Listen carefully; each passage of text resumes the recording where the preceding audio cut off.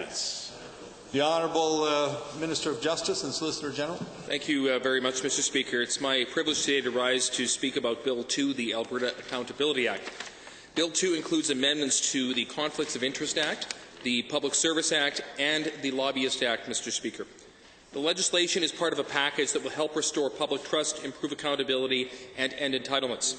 Bill 2 will strengthen the conflict of interest guidelines for political staff, extend the cooling-off period for political staff and designated office holders, and clarify the distinction between the role of registered individual lobbyists and government consultants.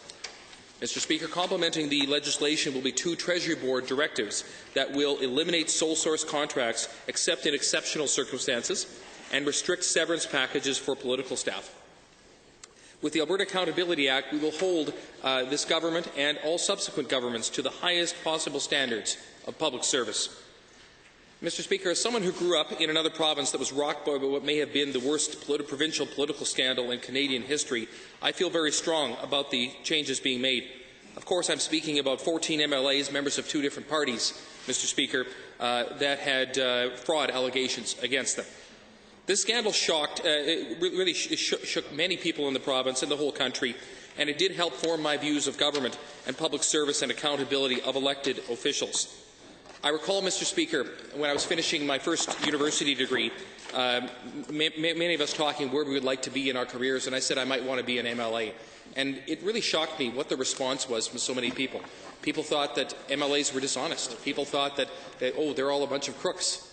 And it really hit me, Mr. Speaker, that when events like this occur, it doesn't matter what party you're from, what caucus you sit in, what legislature you sit in, if you're part of the federal or provincial parliament, when you were elected. The same thing holds true. It taints us all, Mr. Speaker.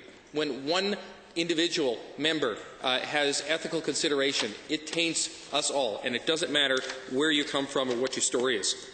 So I will now provide some details about the bill, Mr. Speaker. The Conflicts of Interest Act governs the ethical standards of members of the Legislative Assembly and those who work in the Premier's office and in ministers' offices, except those in administrative positions. Currently, MLAs are prohibited from participating in discussions or using confidential information which would further a private interest from using their office to improperly influence others to their own personal benefit. Under Bill 2, this prohibition would be expressly extended to premiers and ministers' staff. Another amendment is around post-employment restrictions, Mr. Speaker. Former ministers are currently subject to a 12-month cooling-off period. Under Bill 2, ministers, a premier, and their staff would be banned from lobbying government for 12 months after leaving their post. As well, the cooling-off period for ministers and premiers' office staff would be extended from 6 months to 12. Another significant change to the Conflicts of Interest Act is related to the financial disclosure and reporting. The Act currently requires MLAs to make financial disclosure to the Ethics Commissioner when they become an MLA and every year thereafter. Now, under Bill 2, this requirement would be extended to premiers and minister staff. As well, an administrative penalty would be imposed upon those who do not file their financial disclosure on time. This new legislation also makes changes in gifts and travel permitted and reporting thereof. Currently, there is a general ban on accepting gifts or non-commercial travel in connection with an MLA's office. Now, again, Mr. Speaker, this does not apply to gifts around Christmas or for a person's birthday or a person's wedding. These are gifts received as a result of a person holding that particular office.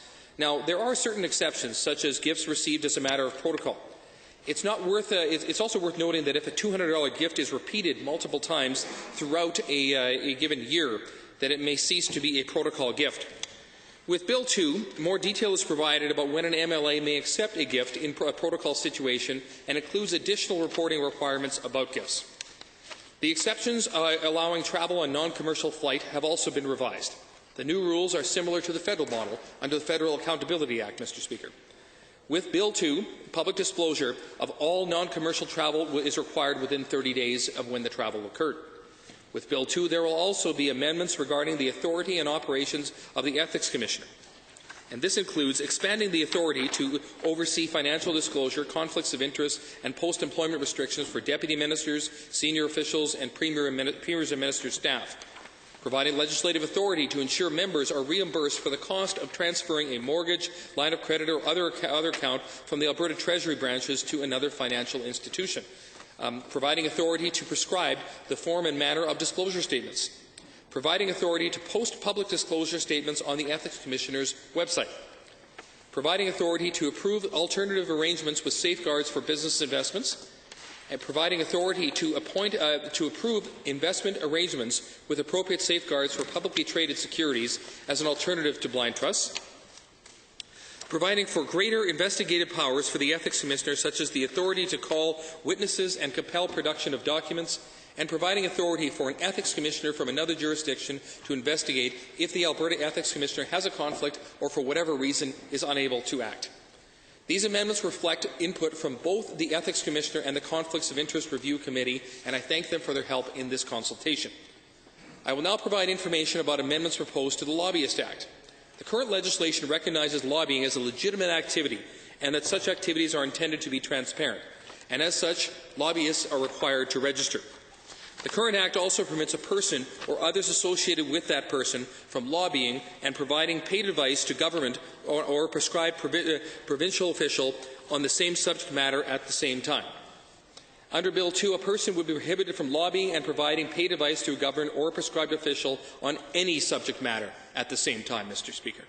If the legislation is passed, anyone who is currently lobbying and consulting at the same time would be required to choose which activity he or she will continue performing and end the other activity within 60 days of the bill coming into force. Basically, Mr. Speaker, it's one or the other. In addition, Bill 2 makes changes to the returns filed by lobbyists to capture the new prohibition as well as post-employment restrictions on lobbying, and this is being added again to the Conflict of Interest Act and the Public Service Act. Now, Mr. Speaker, the third piece of legislation that would be amended to Bill 2 is the Public Service Act. This Act governs employment and conduct of provincial civil servants. Bill 2 adds a new part of this Act that is parallel to many of the conflict of interest provisions applicable to MLAs. This bill will impose rules on a new category of senior staff called designated office holders. This category includes all deputy ministers, all senior civil servants, chief executive officers, and chairs of provincial agencies designated by Cabinet.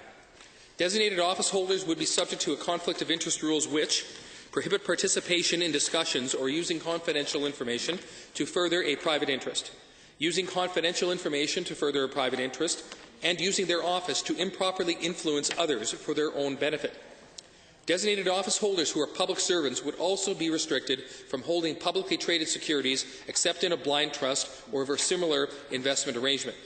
These provisions mirror what is imposed upon ministers. Bill 2 would also increase the cooling-off period from designated office holders from 6 to 12 months. This, too, again mirrors what ministers are subject to.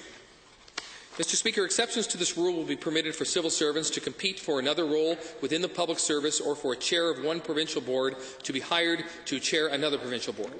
Designated office holders would also be required to provide financial disclosure to the Ethics Commissioner, similar to what is required for MLAs.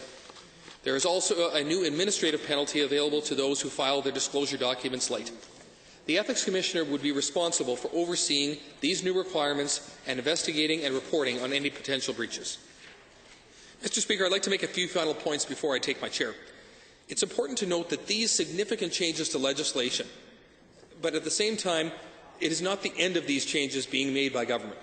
Bill 2 is part of an accountability package that also includes changes regarding procurement and severance for political staff. And work will continue to be done on extending severance principles to provincial agencies in a way that recognizes both their independence and also their unique circumstances, as the case may be. As these are policy directives, I will not speak further on them in this forum. The proposed amendments and the policy directives will help us usher in a new era of accountability, in fact, a new management, Mr. Speaker, as we continue to restore the public trust. We must never forget that public trust is not given to us. It is earned year to year from our day-to-day actions, Mr. Speaker. This legislation, Mr. Speaker, is a result of consultation with considerable input from Alberta's Ethics Commissioner. I would like to thank our Ethics Commissioner, Marguerite Trustler, retired Justice of the Court of Queen's Bench, for her input in this legislation. With Bill 2, we're talking about a business approach to government that will ensure high ethical and accountability measures are in place. And, Mr. Speaker, I am confident that I speak for all of my colleagues when I say that it is an honour and privilege to serve the people of Alberta, something that we can never take for granted. And we are committed to making changes and to prove to Albertans that their faith in us is deserved. But, Mr. Speaker, we must endeavour to prove this every day of this job. Thank you very much.